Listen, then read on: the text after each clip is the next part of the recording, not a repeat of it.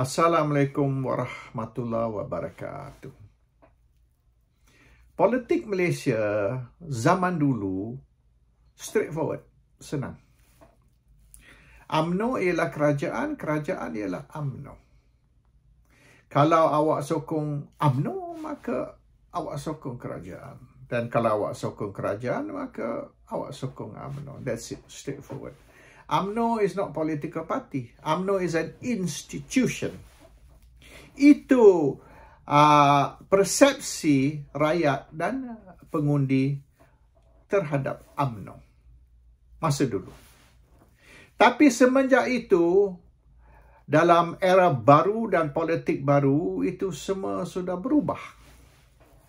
UMNO bukan lagi institusi, UMNO bukan lagi kerajaan, dan kerajaan bukan lagi UMNO. Semenjak perpecahan UMNO tahun 88, perpecahan UMNO tahun 98, dan juga perpecahan UMNO baru-baru ini menjelang pilihan raya umum yang ke-14, PRU 14. The image or status of UMNO sudah tidak lagi macam dulu. UMNO is not an institution, UMNO is not government, and government is not UMNO. Sekarang ni, politik Malaysia sudah berubah. Politik Malaysia hari ini sudah menjadi macam politik Amerika. Kita tidak lagi undi untuk parti ataupun untuk gabungan, coalition. Kita undi untuk Perdana Menteri. That's it. In America, they vote for the president. In Malaysia, we vote for the prime minister.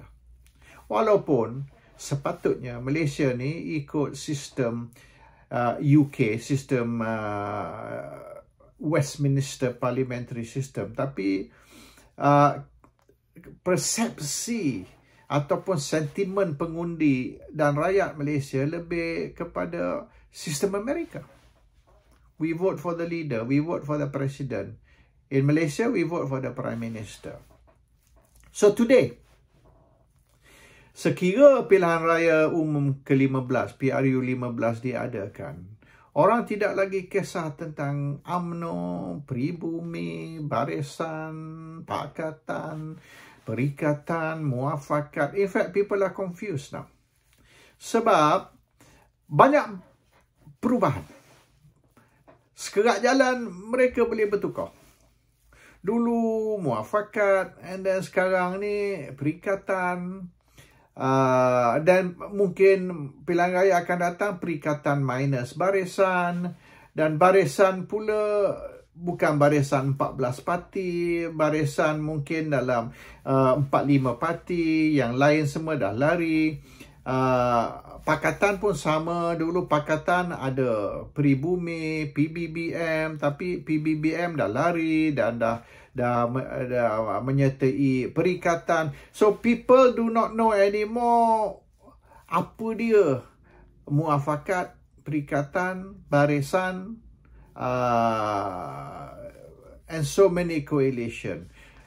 Dan kita tidak boleh anggap yang whether it's Pakatan, Barisan, Muafakat or Perikatan akan kekal. Dia akan berubah. Sekerat jalan akan bertukar. Parti ni cerai, berkahwin dengan parti tu pula cerai, berkahwin dengan parti satu lagi. Jadi kahwin cerai ni berlaku tiap-tiap hari. So people don't care anymore.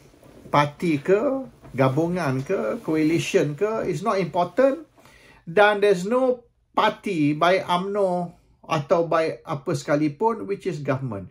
Tidak lagi UMNO is government, government is UMNO. UMNO is not a party, but UMNO is an institution. Institusi. No more. That's all gone. That's politik lama. Politik baru ni is who is the Prime Minister.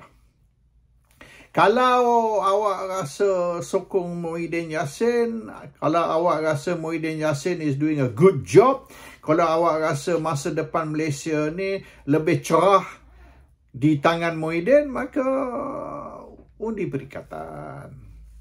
Kalau awak rasa Anwar Ibrahim ni lagi baik, Anwar Ibrahim ni masa depan Malaysia lagi terjamin, maka undi Pakatan. Because it's clear. Sekira perikatan menang, maknanya Muhyiddin menang. Sekira pakatan menang, maknanya Anwar menang. So it's the choice between you want Anwar or you want Muhyiddin. And you will vote for the party dan coalition bergantung kepada siapa you nak. What about Barisan? Dengar cerita Barisan bersama perikatan. Dengar cerita Barisan akan keluar perikatan dan akan menyertai pakatan. Ada pula cerita yang ketiga, Barisan akan bertanding as the third force, iaitu pilihan raya umum ke-15 akan cetusnya three corner fight, lawan 3 penjuru. Pakatan, lawan perikatan, lawan Barisan. So you have 3 choices now, bukan 2. It's not just you want Anwar or you want Muhyiddin. You want Anwar or you want Muhyiddin or you want... Itu satu soalan yang tidak dijawab. Who is the Prime Minister? Sekira Barisan menang, sekira Barisan tidak bersama pakatan ataupun bersama perikatan, tapi Barisan will be a third party, a third force, dan akan berlaku pertandingan 3 penjuru. Who is the Prime Minister from Barisan? Now, bergantung kepada siapa Perdana Menteri dari Barisan, maka pengundi akan membuat keputusan whether to vote Barisan ataupun pakatan ataupun perikatan. But it's clear, Muhyiddin ialah Perdana Menteri sekarang dan orang boleh nilai value Muhyiddin dalam mengatasi masalah-masalah yang seluruh dunia menghadapi, iaitu masalah COVID dan masalah ekonomi. It's a worldwide problem, not just Malaysia. Dan kalau kita banding Malaysia dengan negara-negara lain, termasuk negara maju, maka boleh kita katakan Malaysia ni is far better. Mungkin bukan perfect, tapi that's not Muhyiddin's fault. Because COVID-19 ni is not Muhyiddin yang menyebabkan, it's a worldwide thing. Tapi kalau kita banding Malaysia dengan negara-negara lain, maka Malaysia is doing quite okay.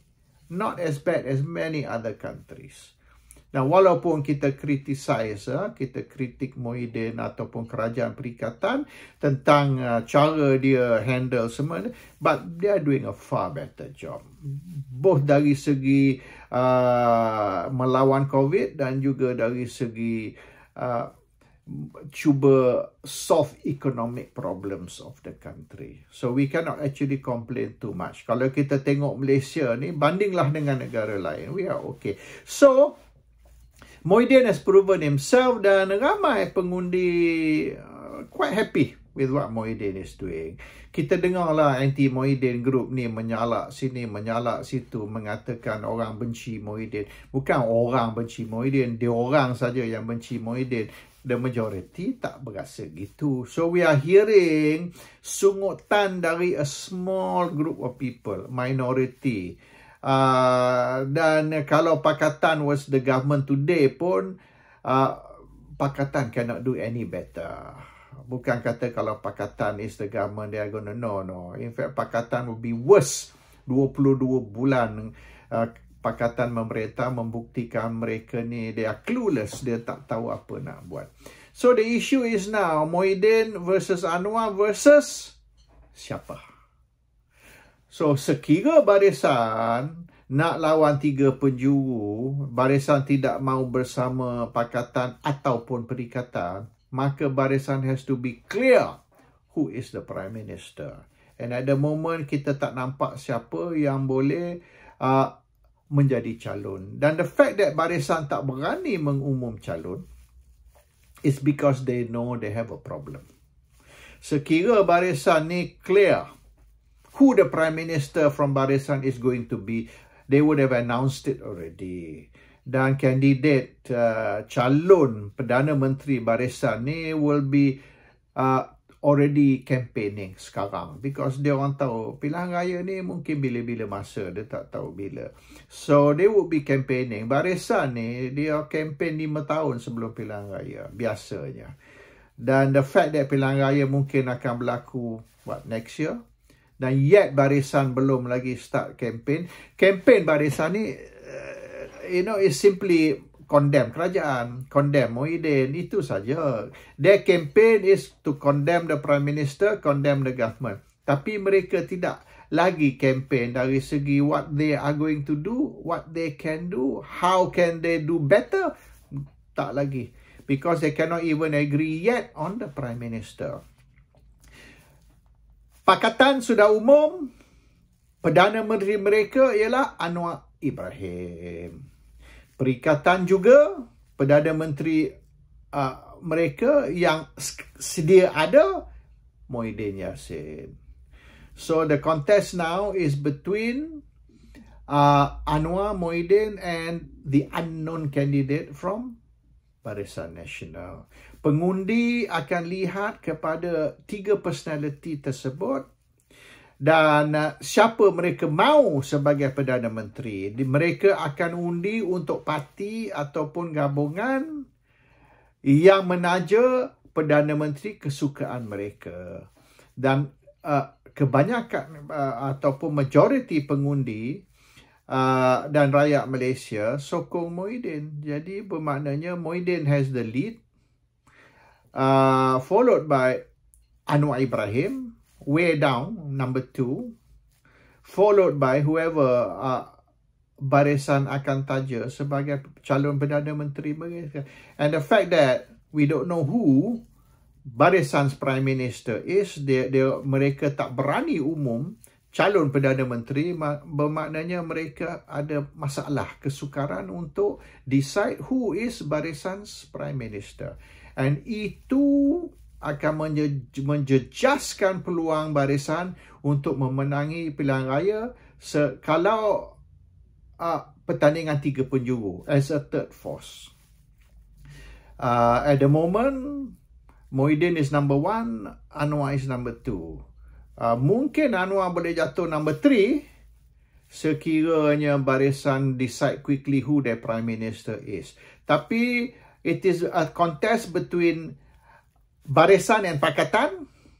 As for number 2 and number 3, Perikatan will stay as number 1 at the current moment. Unless Barisan ada satu calon Perdana Menteri, a candidate for Prime Minister who is far, far better than Muhyiddin Yassin. At the moment, there is none.